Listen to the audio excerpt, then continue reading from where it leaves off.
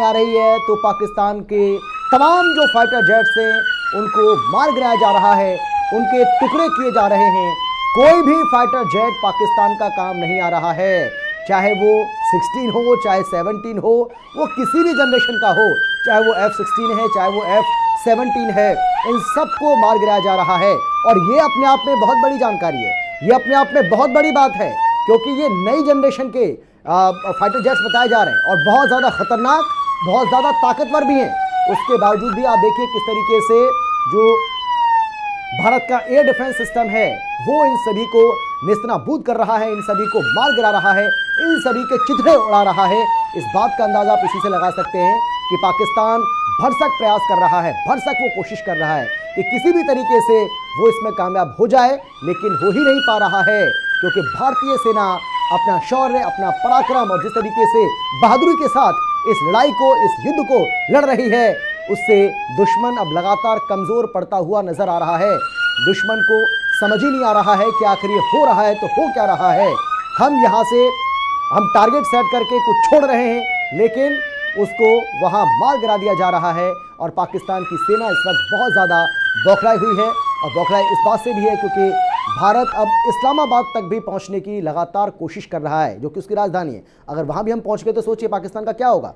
पाकिस्तान की तो हवा वैसे ही टाइट हो जाएगी। Monica, over to you. बिल्कुल, देखिए ये भी समझना बहुत ज़रूरी हो जाता है अमित। यहाँ पर हम ये बात तो कर रहे हैं कि भारत का एयर डिफेंस सिस्टम बहुत बेहतरीन काम कर रहा है। अब देखिए क्यों एक के बाद एक कामयाबी मिल रही है, ये भी समझना बहुत ज़रूरी हो जाता है। तो देखिए AWACS वैक्स जो है विमान airborne warning and control system है, जिसे हमने ध्वस्त कर दिया है। अब इसके तहत होता क्या है, इसमें शक्तिशाली रडार सेंसर लगे होते ताकि दुश्मन की गतिविधियों का पता पहले से लगाया जा सके। तो ये जो सिस्टम है पाकिस्तान का, इसको हमने ध्वस्त कर दिया है। सैन्य अभियानों को सटीक दिशा दी जा सके, किसी भी देश की हवाई सुरक्षा के लिए रीढ़ की हड्डी का काम करता है। यानी कि हमने पाकिस्तान की रीढ़ की हड्डी जो है वो तोड़ने का काम किया है। वो ये समझ नहीं पा रहा है कि हमारे एयर डिफेंस सिस्टम किस तरह से काम कर रहा है। ऐसे भारत ने पाकिस्तान के वैक्स विमान को निशाना बनाकर न सिर्फ उसकी सैन्य क्षमताओं को बड़ा झटका दिया है, बल्कि उसे रणनीतिक तौर पर भारी नुकसान भी पहुंचाया है। तो एयर डिफेंस सिस्टम पूरी तरह से तबाह है। इसके साथ साथ हम जिस S-400 की बात लगातार कर रहे हैं वो किस तरह से काम कर रहा है। S-400 एक वायु रक्षा प्रणाली मिसाइल प्रणाली सिस्टम है।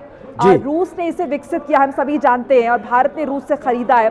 ये दुनिया की सबसे उन्नत लंबी दूरी की सतह से हवा में मार करने वाली मिसाइल प्रणाली मानी जाती है, और इसका मुख्य काम दुश्मन के विमानों, मिसाइल्स और ड्रोन को हवा में ही नष्ट करना है।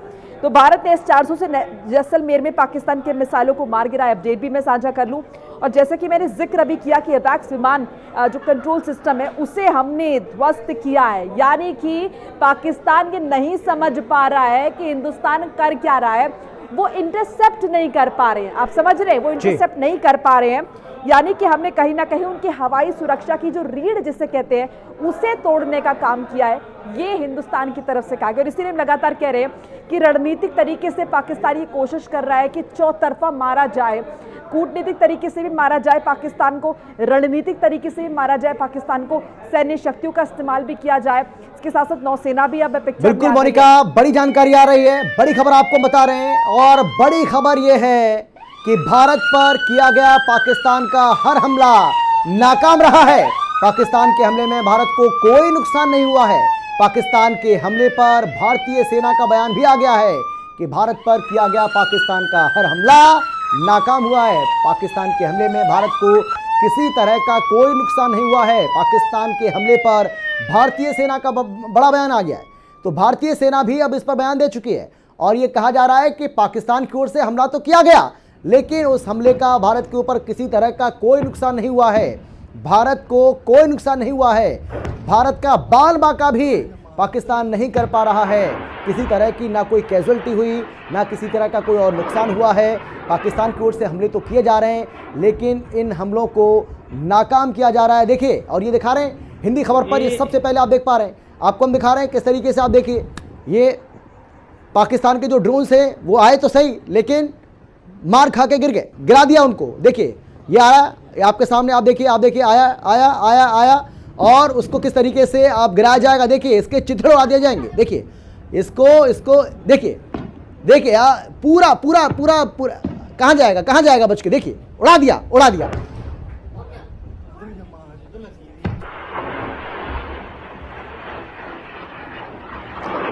तो हिंदी खबर पर ये सबसे पहले आपको हम दिखा रहे हैं। तो पाकिस्तान समझ ही नहीं आ रहा है उसको, उसके सैनिकों को समझ ही नहीं आ रहा कि भाई करें तो करें क्या।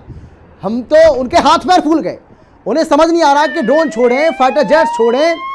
लेकिन बड़े एक्शन में भारत की नौसेना भी बड़े एक्शन में आ गई है। अरब सागर में भारतीय नौसेना की स्ट्राइक देखने को मिली है। ये एक और बड़ी जानकारी, हम लोग के बीच में भारतीय सेना का ये बहुत बड़ा एक्शन, ये एक और बड़ी जानकारी आपको दे रहे हैं। जबरदस्त एक्शन में भारत की तीनों सेनाएं, तो भारत की तीनों सेनाएं, चाहे वो जल सेना हो, थल सेना हो, वायु सेना हो, अब तीनों सेना एक्शन में आ गई हैं। तो अब पाकिस्तान का बचना ही मुश्किल हो जाएगा। अब तो पाकिस्तान नक्शे से मिटना इसका तय हो गया है।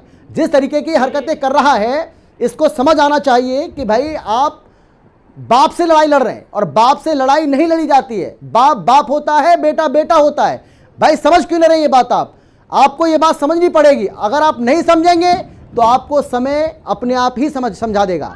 ये जो परिस्थितियां बन रही हैं, ये पाकिस्तान के लिए काल बन रही हैं, और इसीलिए जितना जल्दी पाकिस्तान हथियार डाल देगा उसके लिए उतना ही बेहतर है। अगर पाकिस्तान इस लड़ाई को और ज़्यादा आगे लेकर जाता है तो पाकिस्तान के लिए मुश्किल हो जाएगी। पाकिस्तान कहने वाला नहीं बचेगा कोई। बड़ी जानकारी आपको हम दे रहे हैं। अमित शाह ने अर्धसैनिक बलों से बातचीत की है। बड़ी खबर, बड़ी जानकारी, ये बड़ी जानकारी आपको हम दे रहे हैं। अर्धसैनिक बलों के डीजी से बातचीत की है। तो केंद्रीय गृह मंत्री अमित शाह को लेकर इस वक्त की ये बड़ी जानकारी, अमित शाह ने अर्धसैनिक बलों के डीजी से बातचीत की है। ये बहुत बड़ी जानकारी आपको हम दे रहे हैं। तो आप देखिए, दिल्ली में भी हलचल तेज हो गई है। देश की राजधानी दिल्ली में भी हलचल बहुत ज्यादा तेज है। चाहे देश के प्रधानमंत्री नरेंद्र मोदी हों, गृह मंत्री अमित शाह हों, रक्षा मंत्री राजनाथ सिंह हों, पैनी नजर इस पूरे घटनाक्रम पर बनाए हुए हैं कि किस तरीके से पाकिस्तान की ओर से ये हरकतें लगातार की जा रही हैं। पाकिस्तान किस तरीके से नीचता पर आ गया है, नीच हरकतें उसकी ओर से हो रही हैं, और उसको लेकर अब बैठकों का जो दौर है वो भी चल रहा है, बातचीत का जो दौर है वो भी चल रहा है। पाकिस्तान को समझ नहीं आ रहा है कि करें तो करें क्या। अब कल जुम्मा है, कल शुक्रवार का दिन है, और ये हमें ध्यान रखना पड़ेगा कि कल जुम्मे के दिन पाकिस्तान कोई और भी बड़ी हरकत कर सकता है। उसके लिए भी हमें सतर्क रहना होगा, सावधान रहना होगा, जागरूक रहना होगा। और जागरूक हमें इसलिए भी रहना होगा क्योंकि जुम्मे के दिन, क्योंकि हम सभी जानते हैं कि मुस्लिम जो हैं जुम्मे को बहुत पवित्र मानते हैं, और उनके लिए पवित्र दिन होता है। तो कहीं ना कहीं पाकिस्तान ये बताने और जताने की कोशिश करेगा कि देखिए, हमारा जिस दिन एक अच्छा दिन, सबसे शुभ दिन जो हमारे लिए माना जाता है इस्लाम में, उस दिन हमने भारत पर हमला किया है। तो कल हमें और ज़्यादा सतर्क रहने की ज़रूरत है। पाकिस्तान हरकत करेगा, हिमाकत करेगा, लेकिन मार भी उतनी तगड़ी खाएगा, ये बात भी वो जानता है। लेकिन वो कहते हैं ना कि कुत्ते की दुम है, ये कुत्ते की पूंछ है, और कुत्ते की पूंछ को आपने कभी देखा है कि वो सीधी होती है? वो हमेशा टेढ़ी रहती है। आप उसको थोड़ी देर के लिए पकड़ के सीधा करने की कोशिश करेंगे, वो थोड़ी देर के बाद फिर उसमें आ जाएगी। तो मेरा कहने का मतलब ये है कि पाकिस्तान वही उसी कुत्ते की दुम की तरह है। पाकिस्तान कभी सीधा नहीं हो सकता, और यही तो वजह है कि आज वो मार खा रहा है, दुनिया के सामने बेइज्जत हो रहा है। आप उनके नेताओं की भाषा देखिए, आप उनके नेताओं के बयान देखिए। जब उनसे सबूत मांगा जाता है, कोई उनका इंटरव्यू करता है, तो वो कहते हैं कि भाई सोशल मीडिया पर आप देखिए चर्चा हो रही है। अब बताइए, सोशल मीडिया का तो वो बात कर रहे हैं। पाकिस्तान के 7 शहरों पर भारत ने बड़ी कार्रवाई को अंजाम दिया है। भारत के 7 शहर ऐसे हैं जिस पर भारत ने बड़ी कार्रवाई की है। तो भारत ने पाकिस्तान के 4 फाइटर प्लेन को भी मार गिराया है। देखिए, लगातार संख्या बढ़ रही है। इसके पहले 1 हमने आपको बताया, 2 बताए, 3 बताए, लेकिन अब यह संख्या बढ़ गई है, और ये संख्या बढ़कर अब 4 हो गई है। बावलपुर में भारत का जबरदस्त पराक्रम भी देखने को मिल रहा है, और भारत ने पाकिस्तान के 4 फाइटर प्लेन को मार गिराया है। यानी कि, और पाकिस्तानी सेना इस बात को स्वीकार कर चुकी है, 2 को तो खुद स्वीकार कर रही है। पाकिस्तानी सेना के अधिकारी अब से कुछ देर पहले मीडिया के सामने आते हैं, और वो इस बात को स्वीकार कर लेते हैं कि हाँ जी, भारत हमें मार रहा है, भारतीय सेना हमारी एक नहीं चलने दे रही है। हमारे सभी फाइटर जेट्स, चाहे वो F-16 हो, चाहे वो F-17 हो, सभी को वो मार गिरा दे रहे हैं। अब वो पूछ रहे हैं भाई क्या करें, बताइए, इसके अलावा कोई विकल्प है क्या? अब देखते हैं अब उनके झोले में, जो झोला है पाकिस्तान का, उसमें और कुछ बचा है कि नहीं बचा, क्योंकि सारी चीज़ें तो नाकाम हो रही हैं। और चलिए आपको चंडीगढ़ लिए चलते हैं। विजय वोरा मेरे सहयोगी उनके पास कोई जानकारी है। विजय दीजिए, अपडेट दीजिए, अपडेट क्या है आपके पास? 11:15 में जुड़ूंगा। अपने नापाक इरादे एक बार फिर से जाहिर करेगा, तो उसी को देखते हुए पंजाब में बिल्कुल छुट्टी कर दी गई थी। तो इसके अलावा पंजाब पुलिस के जितने भी अधिकारी हैं, जितने भी होमगार्ड के जवान हैं, जो इंस्पेक्टर लेवल के हैं, उनकी सभी की छुट्टियां रद्द कर दी गई थी। तो तमाम इंतजाम पहले से ही कर दिए गए थे। तो अब बिल्कुल वक्त आ गया है कि पाकिस्तान को बिल्कुल जवाब देना चाहिए कि पाकिस्तान की औकात क्या है, पाकिस्तान किस तरह से भारत अगर चाहे तो बर्बाद कर सकता है। तो उसी का जुमा देखा जा रहा है कि किस तरह से भारतीय सेना जो अब पाकिस्तान पर लगातार हमला करती दिख रही है। तो बता दें कि इसी के अलावा जो फाइटर जेट जो भारतीय जो एयर डिफेंस सिस्टम है उसने मार गिराए हैं। इससे पहले भी बीती कल जो अमृतसर के एरिया में कुछ मिसाइलें दागी गई थी, एयर ड्रोन से हमले किए गए थे, उसको भी एयर सिस्टम ने जो बिल्कुल डिफेंस सिस्टम ने बिल्कुल तबाह कर दिया था। तो अब और जो आज भी हमले किए, तो इसका पूरी तरह से भारतीय सेना जो जवाब दे रही है। तो वक्त आ गया है, जैसे कि नौसेना को भी आदेश जारी कर दिए गए हैं। तो उस आदेश के बाद अब नौसेना किस तरह पाकिस्तान पे ऊपर जवाबी कार्रवाई करती है, हालांकि देखना होगा, वो दिन दूर नहीं अब जब पाकिस्तान का नक्शे से नामो निशान मिटता नजर आएगा। तो पूरी तरह पंजाब में हाई अलर्ट जारी है। तो पूरी तरह से ब्लैकआउट सभी जिलों में हो चुका है। तो इसको देखते हुए कहीं ना कहीं आम लोगों को पूरी तरह से ताकीद रहने की सलाह दी गई है कि अपने घरों में रहे और सुरक्षित रहे। कहीं भी अगर जरूरत हो तो फिर ही निकले। तो पूरी तरह से प्रशासन ने पूरे आदेश जारी कर दिए गए हैं। जी अमित। बिल्कुल बिल्कुल सही कहा आपने, बड़ी जानकारी आपको दे रहे हैं। बड़ी खबर आ रही है, बड़ी खबर आ रही है, और बड़ी खबर यह है कि भारत के कब्जे में पाकिस्तान का पायलट, ये बहुत बड़ी जानकारी है। पाकिस्तान का एक पायलट भारत के कब्जे में आ गया है।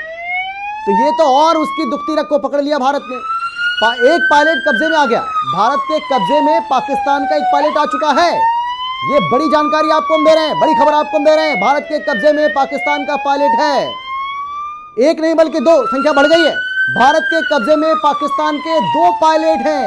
तो 2 पायलट्स को भारत ने अपने कब्जे में ले लिया है। आप देखिए, आए थे यहां पर F-16 और F-17 लेकर, लेकिन पहले तो वो फाइटर जेट्स गिरा दिए गए, और अब बताया जा रहा है कि इन दोनों पायलट्स को, जो कि पाकिस्तानी पायलट्स हैं, इनको भारतीय सेना ने अपने कब्जे में ले लिया है।